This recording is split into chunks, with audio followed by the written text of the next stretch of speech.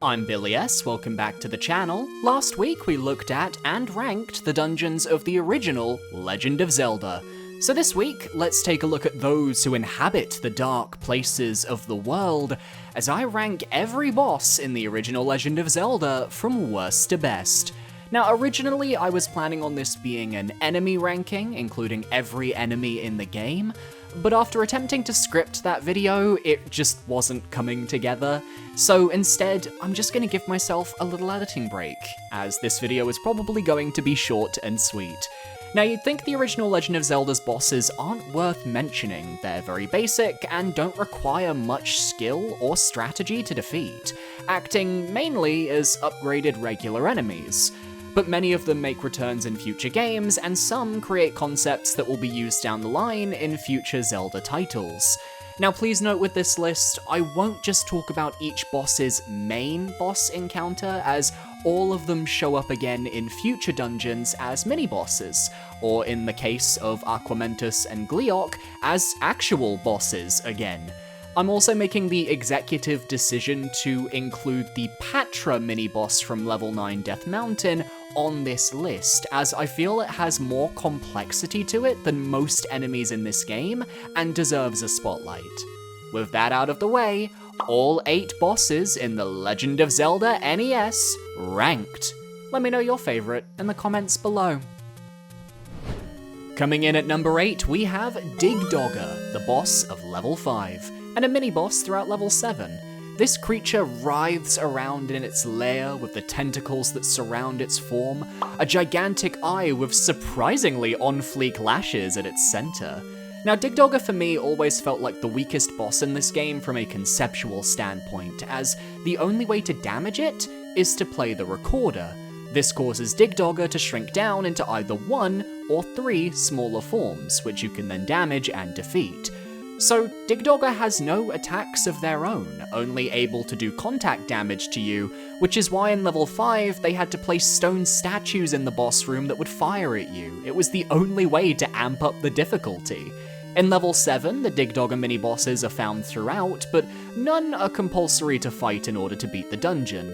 I don't understand why they didn't use the harder variant of Digdogger where it splits into 3 entities for its main boss appearance, or they could have had it split into 2 entities so at least the boss battle lasts a little while, as it places the weight of the fight on the puzzle aspect of figuring out that the recorder is needed to win. There is an old man hint towards this within the dungeon, so it's not out of left field, but it feels anticlimactic, especially after the previous dungeon where you face down Gleeok.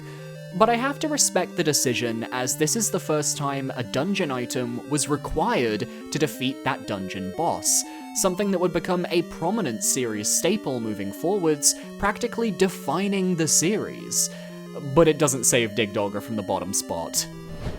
Next up on this list, we have the humble beginnings of one of the most prominent creatures in the franchise, Dodongo. The boss of level 2, the Moon, Dodongo dislikes smoke, roaming around his arena without a care in the world. He has no level of aggression towards the player, and the challenge comes from how you defeat him. See, you need to walk in front of the creature and place a bomb in its path.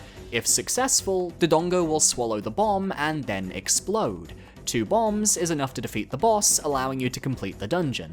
Dodongo can very quickly change directions though, meaning you might misplace a bomb and watch as Dodongo stalks off somewhere else. Because bombs are a finite resource, and farming them can be tedious. There's the chance for a player to run out and be forced to leave the dungeon, collect more, and then return. In the 3D Zelda games, when bombs are a required item for a boss fight, there are always ways to restock during the fight. But with this first game, that's just not an option. Dodongo appears throughout other dungeons in the game as well, in groups of 3, but none of them need to be killed to progress, instead serving as a waste of your bomb count. But like Digdogger, I have to respect that Dodongo started the trend of throwing bombs into an enemy's mouth, something that was expanded upon greatly from Ocarina of Time onwards. Nowadays, you know if an enemy is sucking inwards and you have bombs, you chuck one at them. You can thank Dodongo for that. The first boss of The Legend of Zelda, Aquamentus, is an icon, a legend, truly the moment, and it is criminal that outside of Oracle of Seasons, he hasn't been seen in another Zelda game. I've always had a soft spot for this unicorn dragon and his simple yet effective early game boss fight. Aquamentus fires a trio of fireballs, which you have to dodge between so you can approach and slash at the beast. It moves back and forth, so positioning is important, and the fireballs attack in fairly regular intervals, so you've got to carefully plan your movements. It's incredibly simple, but for a first boss, that's exactly what you want. Everyone who's played the original Zelda remembers this guy, because we all went through level 1. I account the roars of the bosses from this game to Aquamentus. Does this boss affect the series in any meaningful way? No, but it's the first ever boss in The Legend of Zelda, the grandfather of every boss in the series, and without Aquamentus being there to define what a dungeon boss is, I don't know where the series would be right now. It's a shame that for his appearance as the boss of level 7, they didn't change his fight. They could have given him 5 fireballs and made his health a bit stronger, which is what sadly knocks him down to 6th place, despite my personal bias towards the green boy. If I can just take a moment of your time, I'm trying to reach 10,000 subscribers by the end of 2023, and now I'm back from summer break, I know we can do it. Look at how many of you aren't subscribed. So be sure to parry that subscribe button for more gaming countdowns every Wednesday and Saturday. Back to the video. Going into this ranking, I wasn't expecting to rank Manhandler, the boss of level 3 the Manji, in 5th place. In fact, I was expecting him to be in my top 3. But then I thought critically about the game, the bosses, and came to this decision. Now straight away, Manhandler is perhaps the most fun boss fight of the entire roster, because it has 2 different ways you can defeat it, and one is incredibly satisfying to pull off. Manhandler bounces around the room shooting fireballs from its 4 heads, which all need to be destroyed to win.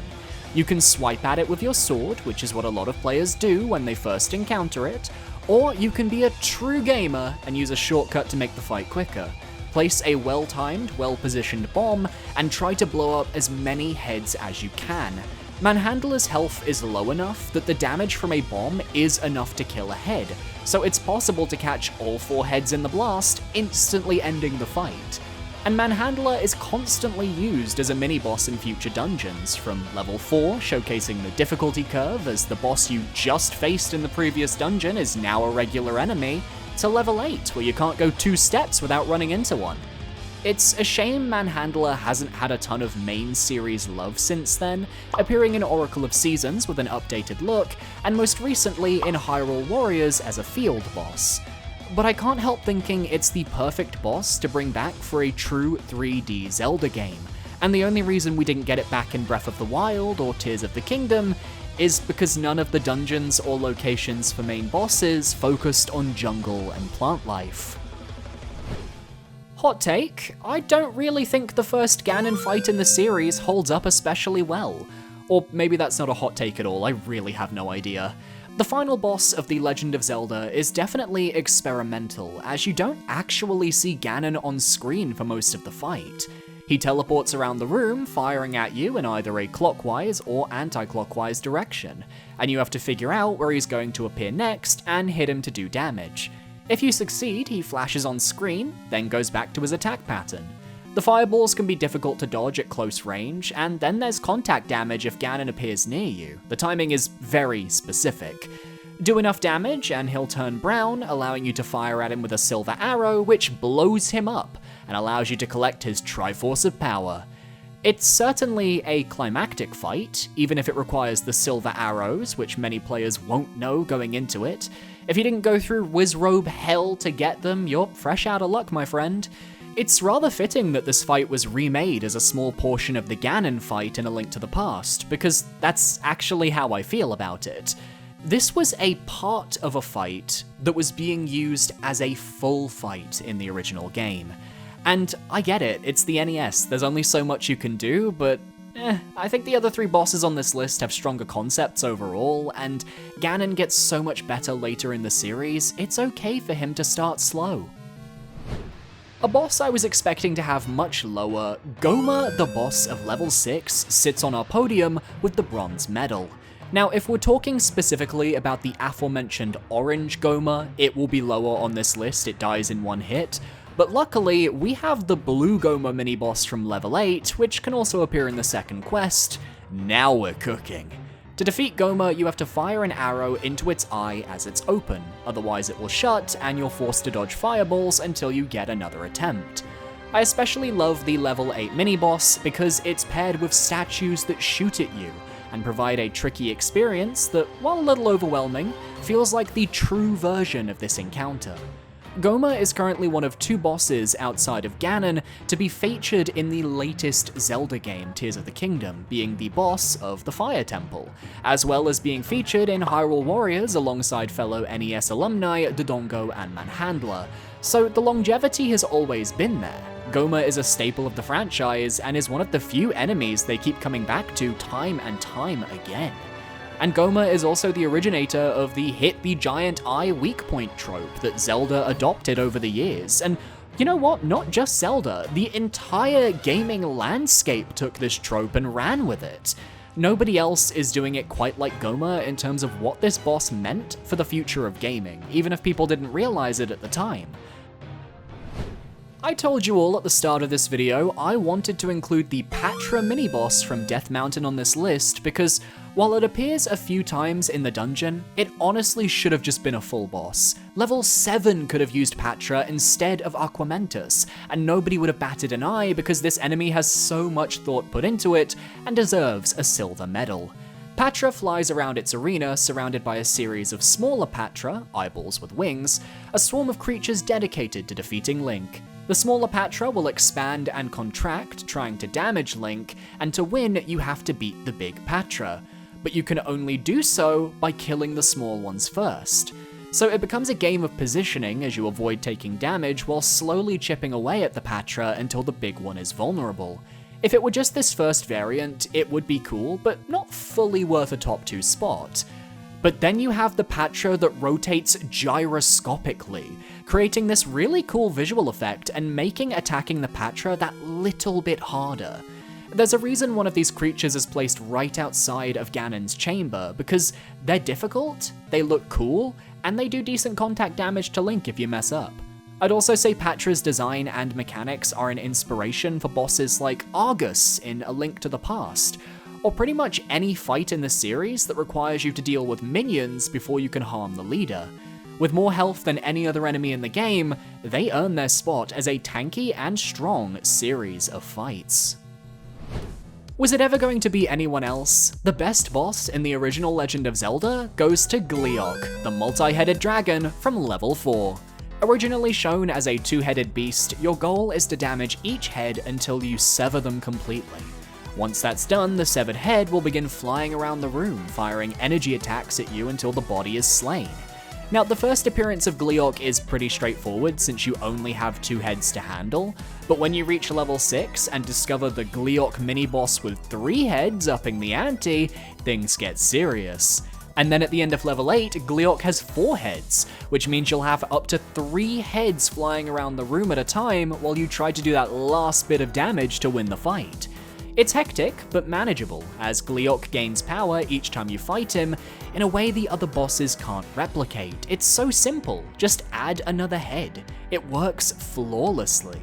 This boss manages to balance difficulty with your own growth as a player, allowing you to keep up with Gleeok's transformation while your own strength continues to grow. Gleeok is also experiencing a resurgence of popularity due to the starring role as the hardest new overworld bosses in Tears of the Kingdom, coming in 3 different elemental flavors, plus a 4th hidden variant that combines all 3 elements to create a King Gleeok, which I still have not killed. So Gleeok has managed to stand the test of time as one of the best fights in modern Zelda, and now also as one of the best fights in retro Zelda. A well-deserved first place. So that's the original NES Zelda bosses ranked. Which is your favorite? Let me know in the comments down below, and be sure to parry that subscribe button to stay up to date on all my latest videos. Tune in next weekend as I post not 1, but 2 Zelda videos on Saturday and Sunday discussing the palaces and bosses of The Legend of Zelda 2: The Adventure of Link. My socials are on screen now, feel free to follow where you feel comfortable. I would recommend my Twitter or my Blue Sky.